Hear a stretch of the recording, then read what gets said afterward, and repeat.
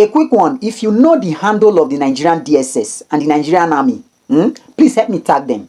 If they're on TikTok, if they're on YouTube, please help me tag them. You get? I'll try as much as possible to look for their accounts so that I can tag them. Listen, I just read the news that the Nigerian DSS just gathered intelligence report on the sponsors of the August 1st, 2024 protest. DSS, it be like say on a intelligence report, correct this time around. Let me tell you the real sponsors of the protest. Number one, hunger. Go and arrest hunger. If you want us to respect you and respect or probably bow to your threat, go and arrest hunger. Then the second one, politicians who are looting public funds, who are using public funds to buy SUVs, using public funds to sponsor their families so that their family can live a flamboyant lifestyle. Their children are living abroad. They are using our own hard-earned money to sponsor themselves, to go and treat themselves abroad. That is another factor that is sponsoring the protest. Go and arrest it. And DSS, listen, I'm not true. The third person sponsoring this protest is lack of basic amenities and bad roads. Make sure you arrest bad roads and lack of basic amenities. If you can do that, we will respect you, we will give you the salute that you all deserve. And then the fourth person that is sponsoring this protest is high cost of fuel and high cost of food items. Make sure you arrest these two guys. If you're unable to arrest them, then shut your mouth up. You have no right to tell the Nigerian youth, to tell the Nigerian citizens, to threaten them. You have no right. You need to understand that we are the people paying you guys. It is our tax. Whenever we transfer, we withdraw money from ATM, we do this, we buy airtime. The little money that they are taking when they pay your salary, the little money that they are taking from your salary, that is what they are using to pay you. And you need to respect us. If you need respect from us, then you need to initiate it first. To the DSS and the army and any other security agency that is involved in this, we are going on a peaceful protest. But based on your track records, if anything happened to any Nigerian citizen as a result of police manhandling, shooting, or anything, it go base.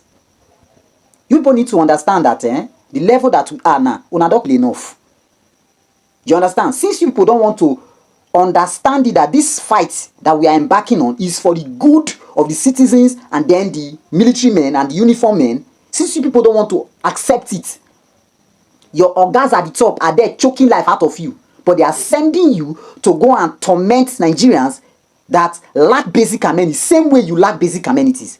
They are sending you to go and torment Nigerians that are being paid stipends, that are being paid, that are living in penury. Same way they are paying you stipend in your security, in your army job that you are doing, in your police work that you are doing, in your DSS work that you are doing. The same stipend that they are giving you, same thing they are giving to the ordinary Nigerian. And we are saying we are fed up.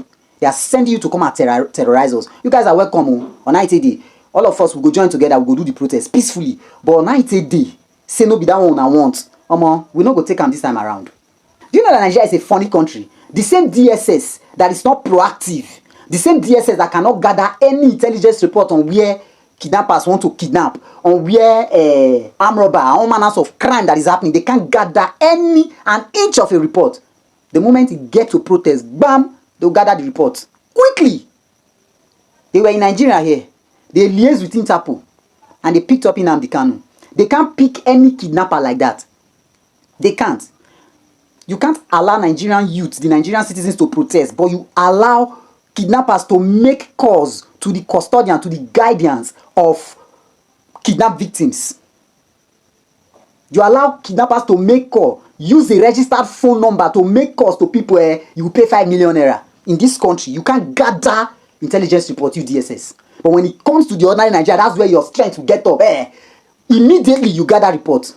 Now, to the Nigerian citizens, you see that these guys are not ready to do anything. If they want to, if your politicians, if these security guys want to do their job, they will do it. But guess what? The oppressors that is using them to oppress us, they don't want to do anything. They are not interested to fix the country. You need to know that.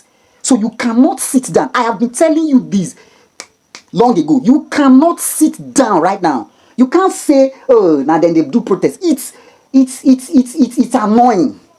You can't sit down. You need to understand these guys are not, if you think they are not ready to do anything, they are not ready to fix anything. And we are saying the country can never remain the way it is because we employ these politicians. In case you don't know, in the real sense, we employ these politicians to manage the affairs of this nation.